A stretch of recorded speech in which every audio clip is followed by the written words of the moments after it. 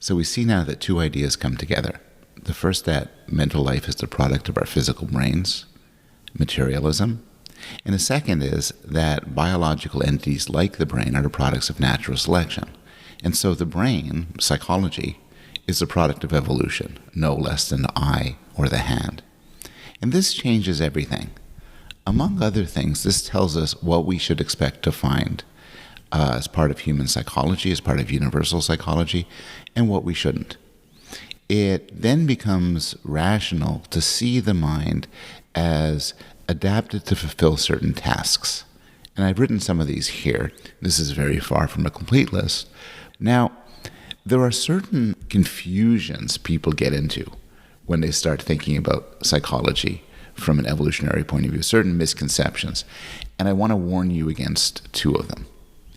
The first is that natural selection, the forces of evolutionary adaptation, cause animals to want to spread their genes. So sometimes you hear, well, if evolutionary psychology is right, people should want nothing more than to spread their genes. Men should want to inseminate women, women should want to be inseminated and have children and everything. If evolutionary psychology is right, males should be rushing to the sperm bank to produce as many deposits as possible. But this is a confusion. And it's actually easy enough to see the confusion because according to natural selection, other creatures like mice and rats and dogs and whatever also have evolved to spread their genes. But we don't assume for a second that they want to spread their genes. We understand they haven't even known anything about genes. The confusion here is the distinction between ultimate causation and proximate causation. And those are fancy terms, but ultimate causation is the reason why something has evolved. And that involves a creature's history, and it's the evolutionary course it's taken through time. Proximate causation is what a creature wants. And those are different. The point is actually very well made by William James. The reason why we've evolved to have feelings like hunger has to do with sustaining our body, with the sort of utility we get from food. But he points out from a psychological point of view, this is not the case. Not one man in a billion, when taking his dinner, ever thinks of utility. He eats because the food tastes good and makes him want more. If you were to ask him why he should want to eat more of what tastes like that, instead of revering you as a philosopher, he will probably laugh at you for a fool. Or take another case. Why do I love my kids? Well, the ultimate causation, the evolutionary reason, is not difficult to appreciate. I love my kids because creatures that love their kids spread their genes, while creatures who don't love their kids, who are indifferent to their kids, don't. But from a proximate psychological point of view, that's not why I love my kids. My love for them has nothing to do with spreading my genes. I would love them if they were adopted. I would love them if they had no plans to ever produce children or were unable to produce children, and therefore an evolutionary dead end. Evolution wires up our psychology to achieve certain ends, but our psychology is typically ignorant as to evolution's goals. And in fact, from a moral point of view, I think it's safe to say these are very different. There's no reason why, as people, we should want to pursue the goals, and you put that in quotation mark, because when we talk about goals for evolution, it's metaphorical, to pursue the goals of evolution. From an evolutionary point of view, yeah, animals are designed to replicate themselves, to spread their genes. But as people, we can have very different priorities. A second misconception about evolutionary approaches to the mind is that they predict that everything should be an adaptation, that everything we do has adaptive significance, exists in order to increase the reproductive success of the animal.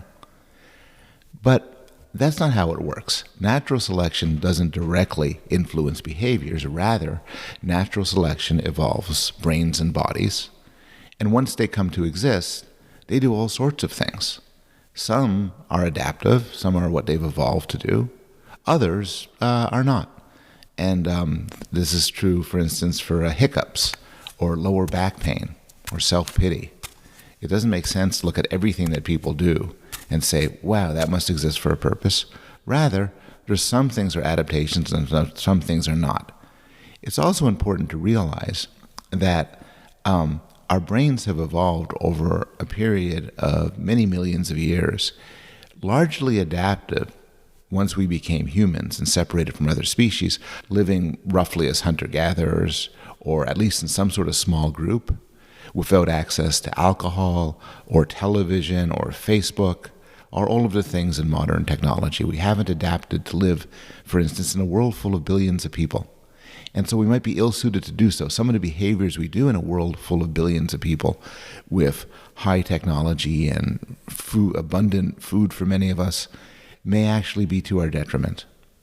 And so one of the difficult things to do, and one of the most interesting projects in evolutionary psychology, is figuring out which of our mental traits, our behaviors, our desires, our adaptations, and which of them are accidents. Now, some things seem to be obvious adaptations, like color vision. Mostly our perceptual system has plainly evolved to make sense of the world. One might argue that language, although people will debate exactly how it came into being, must have an adaptive value because it's a communication system. Animals evolve communication system. They benefit greatly from them. But then there's all sorts of things which are plainly accidents. No one would argue that the universal love of pornography is an adaptation. Rather, sexual desire is an adaptation, and pornography exploits it. Television, our love of television, isn't because we've evolved special brain mechanisms for dealing with television. We couldn't have. Television's too reasoned an invention. Or take our love of chocolate. Our love of chocolate probably isn't good for us. It's not adaptive in any sense. But we evolved a sort of taste for the sweetness of fruit and other sweet things that are calorie-rich and good for us when we live in a very different environment. And chocolate is a clever machine designed to tickle our appetites that have evolved for other purposes and give us pleasure, but not necessarily be good for us. Now, these are easy cases, but then there's real hard cases where nobody really knows why it evolved. Cases like our pleasure we get from art or music. Female orgasm. Is this a special adaptation, or is this just a byproduct of the shared physiology between males and females? Humor. Sexual violence. Xenophobia. There's a long list of things we could put down where people will say, one group of people will say, oh, we've evolved that through natural selection for such and so purpose. And other people will say, no, it's an accident. It's a product of culture, or because we have big brains, or something else. And, those are the sort of very interesting debates that psychologists have to resolve on a case-by-case basis. And these are the sorts of questions one ends up asking upon taking an evolutionary approach to the mind. Now, one of the cool things about taking such an approach is that it leads us to look scientifically at what most people take for granted. And the clearest case of that is, again, the emotions. So here's William James again, talking about the emotions. To the psychologist alone can such questions occur as, why do we smile when pleased and not scowl? Why are we unable to talk to a crowd as we talk to a single friend? Why does a particular maiden turn our wits upside down? The common man can only say, of course we smile. Of course our heart palpitates at the sight of the crowd. Of course we love the maiden. And so probably does each animal feel about the particular things it tends to do in the presence of certain objects. To the lion, it is the lioness which is meant to be loved. To the bear, the she-bear. To the broody hen, the notion would probably seem monstrous that there should be a creature in the world to whom a nestful of eggs was not the utterly fascinating and precious and never to be too much sat upon object it is to her. Now, there's a few things to note here.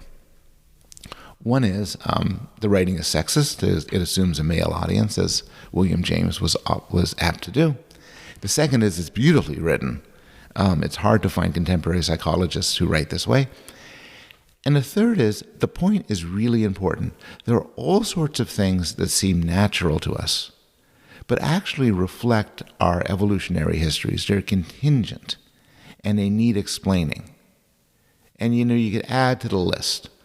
Why does poop smell bad? Why does chocolate taste good?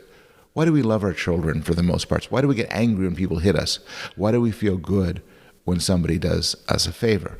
And as scientists, we have to withdraw from our intuitions. We have to just block ourselves from saying, well, duh, that's how it is, and step back and look at it scientifically. This is similar to what other scientists do. Other scientists ask questions like, why do things fall down? Why is our flesh warm? Why does water turn solid when it gets cold? And the universe didn't have to be this way. And so they have to discipline themselves to take common sense, what everybody knows, and explore it scientifically as an open question that needs to be answered. And as psychologists, we're going to use the tools of evolutionary theory to step back and explore the nature and origins of the most intimate aspects of ourselves, including our emotions. Now, we've done this before. We've already talked about aspects of cognitive psychology, perception, memory, language, looking at how things work and where they come from. But now, armed with evolutionary thinking, we are going to start to think a little bit closer about something maybe, a little bit more, as I said, more intimate and maybe a bit more difficult and troubling to address, which is the emotions. And the first thing we're going to do is we're going to talk about a final misconception. And this is a misconception about the emotions and how they work. And this is a misconception you see often in science fiction.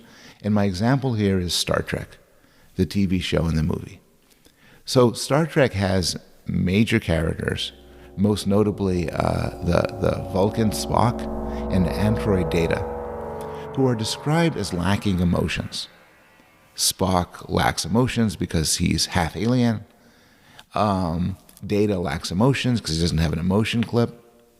And these characters are described as doing great, hyper-efficient, fully functioning, excellent Starfleet agents. They just lack a little human quirk that makes them interesting. And there are episodes where they discover their emotions or get emotions, and it changes everything. But the supposition of the show is that you don't need emotions to do 99% of things. And as we'll see, this is entirely mistaken. Emotions are fundamental to human life. We don't see them anymore as noise in the machine, as things that sway you from getting it right, as the enemies of rationality and morality, but rather as products of evolution. And they're there for a reason. And as we'll see, one way to make sense of the reason is they set goals and priorities. Plainly, our emotions are shaped by cultural context. Depending on who you are and where you live, your emotions will be different. They'll respond to different things. But just as we'd expect from an evolutionary perspective, they have universal roots. There are aspects of the emotions that all of us share, and that's what we'll begin with now.